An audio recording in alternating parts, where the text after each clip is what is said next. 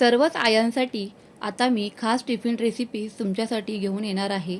त्यासाठी ना पूर्णपणे सज्ज राहायचं आहे, कारण सर्वच आयांना आपल्या मुलांची आरोग्याची जेवढी काळजी आहे ना, तेवढीच काळजी मलाही माझ्या कुटुंबाची आहे. म्हणूनच माझ्या कुटुंबासाठी माझ्या सर्वच जे काही व्ह्यूअर्स आहेत त्यांच्यासाठी मी अगदी खास आणि मस्त अशा रेसिपीज आता टिफिनसाठी घेऊन येणार आहे.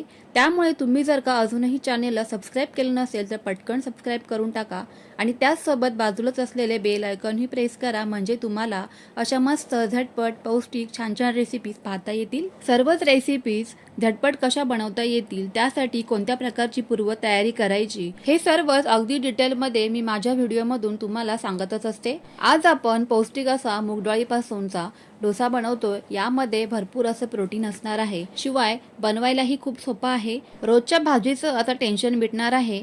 चला तर पटकन वेळ न घालवता रेसिपीला सुरुवात करूयात. सर्वात आधी तर आहे ना, ही मूगडाळ जी आहे ना ती मी 2 तासापूर्वी भिजत घातलेली आहे. तुम्ही रात्रभर सुद्धा ही मूगडाळ छान भिजवून घेऊ शकतात. रात्रीच भिजत घालायची, म्हणजे सकाळी उठल्यावर गडबड होत नाही. मग ती डाळ कधी भिजणार आणि कधी आपण डोसे बनवणार, त्यासाठीच आहे ना आदल्या दिवशी रात्रीचं ही डाळ उशिरा का होईना भिजत घालायची आहे आठवणीने. 1 वाटी इथे मूगडाळ मी भिजत घातलेली आहे, स्वच्छ धुवून अशी. आता आपल्याला ही डाळ छान अशी बोटाने दाबल्यानंतर तुकडे पडत आहेत अशाच पद्धतीने भिजवून घ्यायची आहे. एका चमच्याच्या किंवा पळीच्या मदतीने सर्वच हे पाणी निथळून आपल्याला ही मूग डाळ मिक्सरच्या भांड्यामध्ये काढून घ्यायची आहे.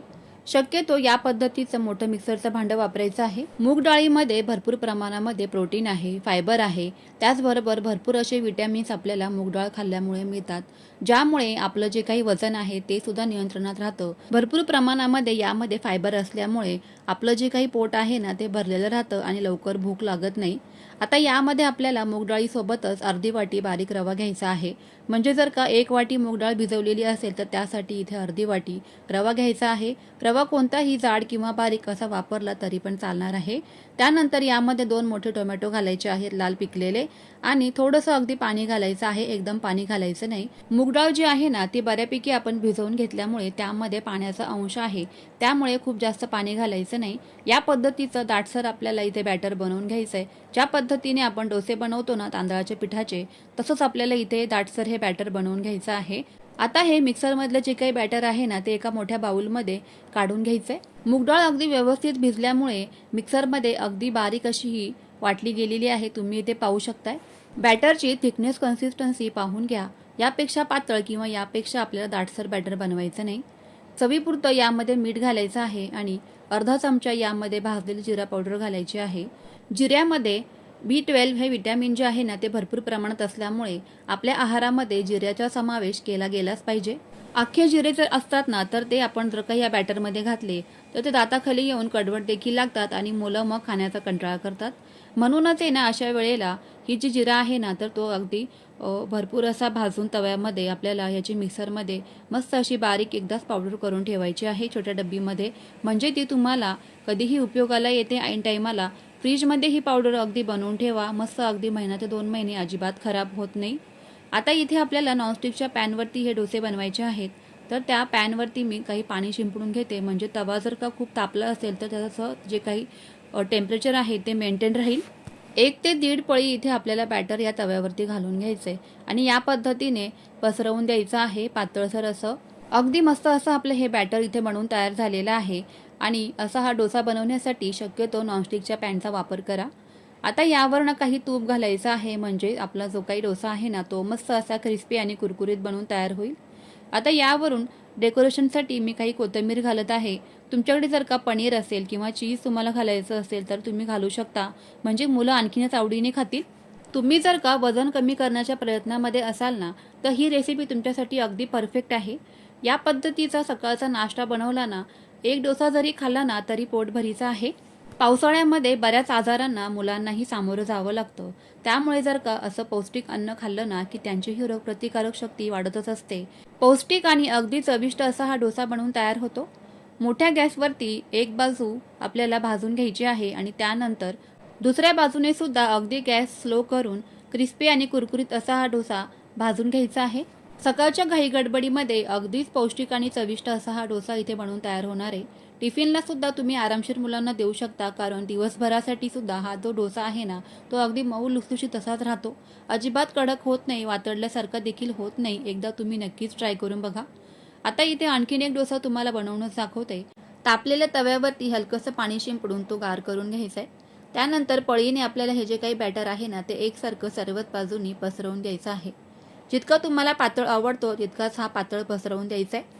डोसा घालून झाल्यानंतर मग यावरनं तूप घालायचं आहे.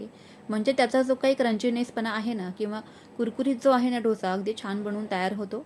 या पद्धतीने एकदा नक्कीच ट्राय करा. तुमच्याकडे जर का या पद्धतीचा नॉनस्टिकचा पॅन नसेल, तर तुम्ही लोखंडी तव्याला सुद्धा तेलाने आणि पाण्याने मस्त असं ग्रेसिंग करून घ्यायचं आहे. या आधीच्या बऱ्याच व्हिडिओमध्ये मी सांगितलेलं आहे की डोसा लोखंडी तव्यावरती कसा ग्रेसिंग करून घ्यायचा किंवा कसा बनवायचा ते. आता यावरनं सुद्धा कोथिंबीरने मी छान अशी गार्निशिंग करून घेत आहे. अगदी मस्त आणि चविष्ट हा पौष्टिक इथे मूग डाळीचा डोसा बनवून तयार झालेला आहे. तुम्हाला जर का माझ्या सर्वच रेसिपीज आवडत असतील तर चॅनेलला जरूर सबस्क्राईब करा. मीडियम टू हाय गॅसवरती अगदी आपल्याला कुरकुरीत होईस्तोपर्यंत हा जो डोसा आहे ना, तो दोन्ही बाजूनी मस्त असा भाजून घेऊयात. 1 वाटी मूग डाळीच्या बॅटरमध्ये इथे 6 ते 7 डोसे बनवून तयार झालेले आहेत. चला तर मस्त अशी झणझणीत यासोबतची चटणी तयार करूया. तर त्यासाठी इथे मी काही कोथिंबीर घेतलेली आहे स्वच्छ धुवून, पुदिना घेतलेला आहे, काही लसणाच्या पाकळ्या आणि हिरवी मिरची इथे घेतलेली आहे. आता आपल्याला हे सर्व जे आहे ना, ते मिक्सरमध्ये घालून घ्यायचं आहे. या पद्धतीची चटणी बनवल्यानंतर फ्रीजमध्ये आरामशीर 2 ते 3 दिवस सहज टिकते. अगदीच थोडंसं पाण्याचा वापर करून आपल्याला ही चटणी मिक्सरमध्ये बारीक अशी फिरवून घ्यायची आहे. हवं असेल तर 1 ते 2 चमचा यामध्ये तुम्ही दह्याचा वापर केला तरीही चालणार आहे. मस्त अशी चटणी आपली इथे बनवून तयार झालेली आहे. तुम्ही बघू शकताय. रंग तर पहा काय मस्त असाच आलेला आहे चटणीला. आता ही कोथिंबीर पुदिन्याची चटणी तुम्ही कोणत्याही चिलासोबत किंवा कुठल्याही पद्धतीचा डोसा असेल तर त्यासोबत तुम्ही खाऊ शकताय. पाव चमचा यामध्ये मीठ घालायचं आहे आणि ही चटणी जी आहे ना, ती एका वाटीमध्ये काढून घेऊयात. या पद्धतीने कोथिंबीर पुदिन्याची बनवलेली चटणी चविष्ट तर लागतेच, शिवाय 3 ते 4 दिवस अजिबात खराब होत नाही. फ्रीजमध्ये आरामशीर टिकते. 2 तास अगोदर आपल्याला ही जी मूग डाळ आहे ना, ती पाण्यामध्ये भिजत घालायची आहे, किंवा मग तुम्ही आदल्या दिवशी रात्रीसुद्धा ही मूग डाळ पाण्यामध्ये भिजत घालून सकाळी मस्त असे पौष्टिक डोसे यापासून बनवू शकता. घरातील सगळ्याच मंडळींसाठी अगदी मस्त आणि पौष्टिक अशी ही रेसिपी आहे. कशी वाटली मग तुम्हाला फ्रेंड्स आजची ही रेसिपी? झटपट आहे, पौष्टिक आहे, शिवाय बनवायलाही खूप सोपी आहे. त्यामुळे तुम्हाला ही रेसिपी नक्कीच आवडणार आहे. म्हणूनच तुमच्या फ्रेंड्स आणि फॅमिलीसोबत जास्तीत जास्त रेसिपी शेअर नक्की करा, म्हणजे त्यांनाही अशा छान छान रेसिपीज बनवता येतील. चला तर मग पुन्हा भेटूयाच अशाच मस्त आणि सोप्या रेसिपीसोबत. तोपर्यंत friends always keep smiling and keep cooking. Bye bye.